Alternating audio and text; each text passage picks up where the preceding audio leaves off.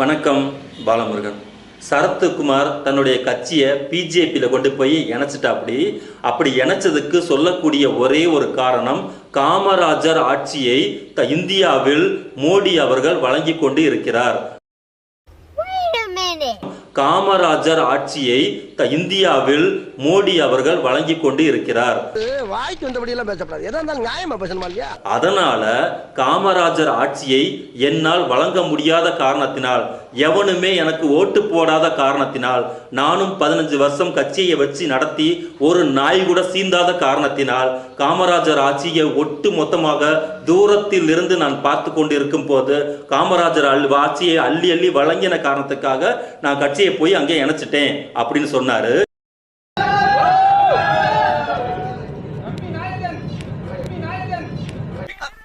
என்ன போய் ஜனாதிபதினு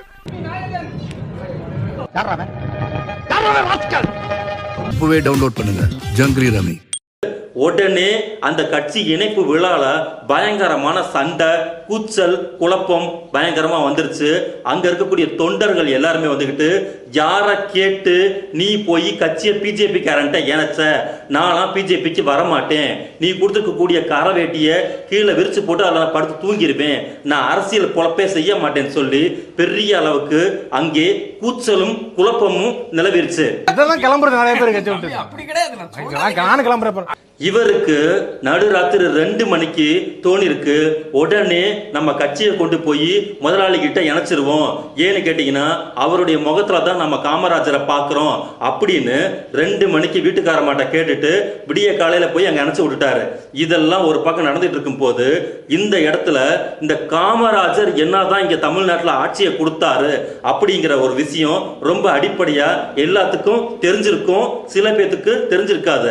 அப்படி ஃபுல்லா தெரிஞ்சிருக்கக்கூடிய 2 பேரு, ஒன்னு சரத்குமார், இன்னொன்னு சீமான். சீமானுக்கு கீழே அல்லக்கை ஜால்ராவை வேலை பார்த்துட்டு இருக்கக்கூடிய இந்த சாட்ட மாமா பைய காமராசருங்கிற பேரை வந்துகிட்டு அந்த பேரை உச்சரிப்பதற்கு சரத்குமாருக்கு முதலில் யோக்கியதை இருக்கா அப்படிங்கிற மாதிரி பொங்குன்னு இவன் வந்து பொங்கிருக்கிறான். நாம என்ன கேட்கிறோம்னா, அவர் கட்சி அவருடைய யாருக்கிட்ட வேணாலும் போய் இணைக்கலாம், ஒரு நாய்கிட்ட இணைக்கலாம், ஒரு நரி கிட்ட போய் இணைக்கலாம். அங்க இருந்து இவங்க 2 பேருக்கு பேமெண்ட் வந்திருக்கும், பேசியிருப்பாங்க, என்னமோ ஒரு இளவு. நீ நின்னுகிட்டு தெருவில் எதுக்கு கூப்பாடு போடுற? நீ பெரிய யோக்கியனா? காமராசர் ஆட்சியை இங்கே நடத்துவோம்னு சொல்லியிருக்கக்கூடிய சூழ்நிலையில காமராசரின் மீது முதல்ல உனக்கு மரியாதை இருக்கா? காமராசரின் பெயரை உச்சரிப்பதற்கு முதல்ல நாம் தமிழர் கட்சியில் இருக்கிறவங்களுக்கு முதல்ல யோக்கியதை இருக்கா? காமராசர் செய்திருக்கக்கூடிய அவருடைய கொள்கை நிலைப்பாடு, அவருடைய அரசியல் வாழ்வு, அவருடைய அரசியல் நிலைப்பாடு எங்களுடைய நிலைப்பாடு நீ சொல்ல வரியா? காமராசர் கே பிளான் அப்படிங்கிறதுக்குரிய அடிப்படையான விஷயத்தை நீங்க முதல்ல ஏத்துக்கிறீங்களா? இதுதான் முக்கியமான விஷயம். அதாவது போற போக்குல அந்த லேபிள் மட்டும் இருக்கு பாத்தீங்களா, நேம் லேபிளை மட்டும் வச்சுக்கிட்டு தமிழ்நாட்டில் வண்டியை ஓட்டிடலான்னு 14 வருஷமா கங்கணம் கட்டிக்கிட்டு எல்லாம் காசுக்கு கூலிக்கு மாரடிக்கக்கூடிய ஒரு கூலிக்கார பசங்க, ஒரு இருக்கிறதுல கேடுகட்ட கூலிக்கார பசங்க யாருன்னு கேட்டனா இந்த நாம் தமிழர்ல கூட இந்த சாட்டா மாமா பைய தான். காசு கொடு, காசு காசு கொடு, காசு காசு காசு கொடு, காசு காசு கொடு, காசு காசு காசு கொடு, காசு காசு.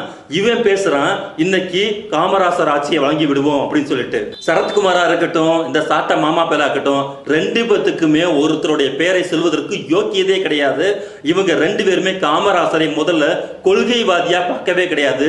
2 பேருமே ஜாதி தலைவரா பார்க்கறாங்க. என்னுடைய ஜாதியின் தலைவராக காமராசரை இந்த ஆள் பார்க்கிறா, அப்படி அதே ஜாதியின் தலைவரா தான் இந்த சீமானு பார்க்கிறா அப்படி.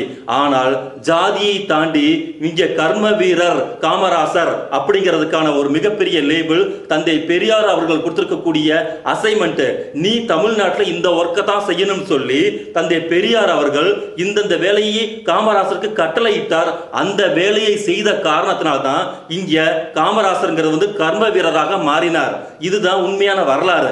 இந்த வரலாறை அப்போது இருக்கக்கூடிய இப்ப எலும்பு பொறுக்கிக்கிட்டு இருக்கக்கூடிய இந்த சாட்டை மாமா பையலும் அவருடைய கம்பெனியும் அந்த வாட்ஸ்அப் குரூப் இந்த நான் தமிழ் தமிழர் வாட்ஸ்அப் குரூப்பும் இப்போ ஒரு இடத்துல போட்டு நாக்க போட்டு நக்கிக்கிட்டு இருக்காங்க பாத்தீங்களா ஷூவை. அந்த ஷூ RSS ஷூ இருக்கு பாத்தீங்களா, அப்போ காங்கிரஸுக்குள்ள மிகப்பெரிய அளவுக்கு பூந்திருந்தாங்க. இப்பதான் பிஜேபின்னு ரெண்டா உடஞ்சு வெளியில வந்துச்சு. அப்ப எல்லாம் ஒன்னாதான் இருந்தது. அந்த ஒன்னா இருக்கிறதுக்கு பேர் தான் அப்போதைய காங்கிரஸ். காங்கிரஸுடைய மேல்மட்டத்தில் இருக்கக்கூடிய அத்தனை பார்ப்பன பனியா கும்பல்கள் அனைத்துமே தமிழ்நாட்டில் இன்னைக்கு மோடி செய்யக்கூடிய வேலையை அன்னைக்கு காங்கிரஸுக்குள்ள உட்காந்துக்கிட்டு பயங்கரமா வேலை பார்த்தாங்க. ஆனா அந்த இடத்துல தான் தந்தை பெரியார் ஒரே ஒரு வார்த்தையை பயங்கரமா வெடித்து கிளப்பினார். தமிழ்நாட்டில் காந்தி ஒழிக, காங்கிரஸ் ஒழிக, காங்கிரஸை ஒழிக்காமல் நான் இந்த திரும்ப மாட்டேன்னு சபதம் எடுத்து கிட்டத்தட்ட பொன் விழா கொண்டாடக்கூடிய அளவிற்கு இன்றைக்கு காங்கிரஸை மூடு விழா கொண்டாடிய தலைவர் தந்தை பெரியார். அந்த காங்கிரஸுக்குள்ளேயே இருக்கக்கூடிய தமிழராக இருக்கக்கூடிய அந்த மிக பெரிய தலைவர் அவரை காங்கிரஸை பார்க்காதீர்கள், காமராஜரை பாருங்கள். காமராஜர் தமிழ் மக்களின் மீது மிகப்பெரிய அளவிற்கு அவர் அன்பு வைத்திருக்கிறார். ஆகையால் நாம் சொல்லக்கூடிய கருத்துக்களை மனம் முவந்து ஏற்றுக்கொண்டு நமது கருத்துக்களின் அரசியல் வடிவாக காமராஜர் இருக்கின்றார். அதனால் காமராஜரை நாம் ஆதரிப்போம் சொல்லி திமுகவை அந்த சூழ்நிலையில எதிர்த்துட்டு காமராஜரை தந்தை பெரியார் ஆதரிச்சாரு. அதன் வடிவாகத்தான் மிகப்பெரிய தமிழ்நாட்டுக்கு ஒரு மிகப்பெரிய மீட்சி கிடைச்சது. அந்த கொள்கை வடிவைத்தான் இன்றைக்கு இருக்கக்கூடிய நாம் தமிழர்கள் இருக்கக்கூடிய இந்த கபோதி கும்பல் ஏற்றுக்கொள்றாங்களா? இதுதான் நம்ம முக்கியமான விஷயம். இந்த ஆள் என்ன சொல்றான்னு கேட்டீங்கன்னா, ஒரு கட்சியை வச்சு நடத்திக்கிட்டு கட்சி விலை போகல, போனி ஆகல, போய் எங்கேயாவது போய் நம்ம லிங்க் பண்றதுக்கு ஏதாவது பேமெண்ட் வர்றதுக்கு ஏதாவது ஒரு வார்த்தை சொல்லணும். இந்த வார்த்தையை மக்கள் எளிமையாக புரிஞ்சுக்கிட்டாங்க. கீழே இருக்கக்கூடிய அந்த தொண்டன் கூட மிக எளிமையா புரிஞ்சுக்கிட்டான். போயும் ஒரு போக்கத்தை போயிட்டு நீ கட்சியை கொடுக்குறியே, இதை விட ஒரு மானக்கேடு வேற ஏதாவது இருக்கான்னு சொல்லி ஒரு எளிமையான தொண்டன் புரிஞ்சுக்கிறான். அந்த உடனே டவுன்லோட் பண்ணுங்க ஜங்கிலி ரமி. மைக்கை பார்த்து வந்துச்சு. சாரி, என்ன சொல்லணும் பஸ்? அளவுக்கு அங்க சரத்குமார் இருக்கா, அப்படி அங்க கூடிய பிஜேபி இருக்கு, அங்க இருக்கக்கூடிய தொண்டனும் இருக்கான். இது தவறே கிடையாது. அரசியல் நிலைப்பாடுல எங்க காசு நமக்கு கிடைக்குது அங்க போயிருவாங்க.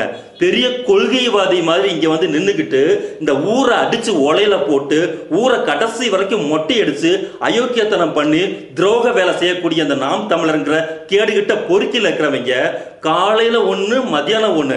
காலையில இதே காமராசரை அவங்க போற்றி புகழ்வாங்க. சாயந்தரமான காமராசர் என்ன ஒரு வேலை செஞ்சாருன்னு சொல்லுவாங்க.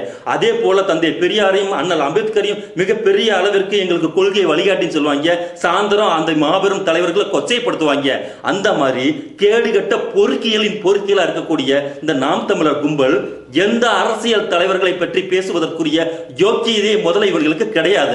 அப்படி இருக்கும்போது இவன் ஒரு ஆளு கூந்தல் நினைச்சுக்கிட்டு இவனை விட ஒரு 10 வருஷத்துக்கு முன்னாடி இருக்கக்கூடிய அந்த சரத்குமார் கூட ஒரு மக்களவையில உறுப்பினராக இருந்துட்டு வந்திருக்கக்கூடிய தகுதி அவருக்கு இருக்கு. உனக்கு டெபாசிட் வாங்குவதற்கு கூடிய ஒரு யோக்கியதை இல்லை. உனக்கு ஒரு கவுன்சிலர் சீட் வாங்குவதற்கு கூடிய ஒரு யோக்கியதை இல்லை. உனக்கு முதல் நீ எல்லாம் ரோட்டு கரையில பேசுவதற்குரிய யோக்கியதையும் அருகதையும் இல்லாத ஒரு காவாலி கூட்டம் நீங்க இன்னைக்கு காமராசரை பத்தி பேசிட்டு இருக்கீங்க. அதனால நீ உன் சீமான பத்தி பேசு. உன் சீமான் பின்னாடி அலைஞ்சிட்டு அப்புறம் விஜயலட்சுமி அவங்கள பத்தி பேசு, கயல்வெளியை பத்தி பேசு, உன் கட்சிக்குள்ள இருக்கக்கூடிய அயோக்கியத்தனங்களை பத்தி பேசு. ஆனால் காமராசரை பத்தி பேசினேன்னா உனக்கு நல்ல மரியாதையே கிடையாது. ஆகையால் 2024 இன்னைக்கு அரசியல் களம் 2 தான்.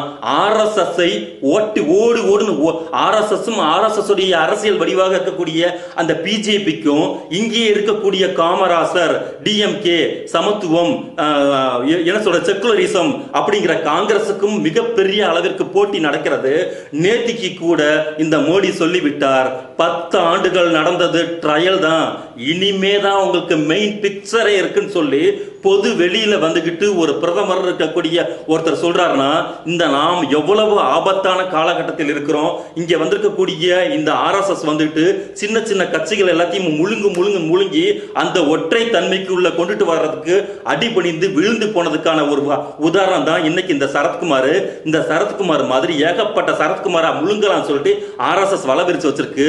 அந்த வலையில தான் ஏற்கனவே விழுந்து சிக்கி சின்ன பின்னமாகி நாரி போய் கிடக்கக்கூடிய கட்சி நாம் தமிழர் கட்சி. கட்சி அதை ஏன் விட்டு வச்சிருக்குன்னு கேட்டா, இன்னும் தமிழ்நாட்டுல ஒன்னைய மாதிரி குழப்ப வேலை பண்ணி மக்களை தெளிவான நிலைக்கு போயிடக்கூடாது. ஒரு சரத்குமார் வந்துகிட்டு சொல்லக்கூடிய பேச்ச மக்கள் எவனுமே கேட்க மாட்டான். ஆனா தமிழ் தேசியம் பேசக்கூடிய பேச்ச ஒரு இடத்துல தமிழர்கள் நின்று கவனிப்பான்.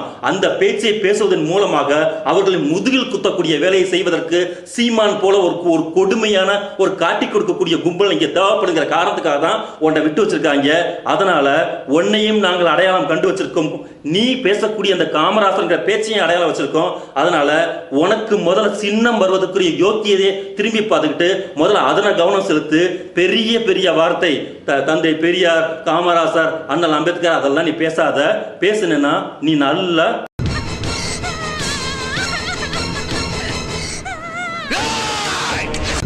ஆரம்பிக்கலாம்.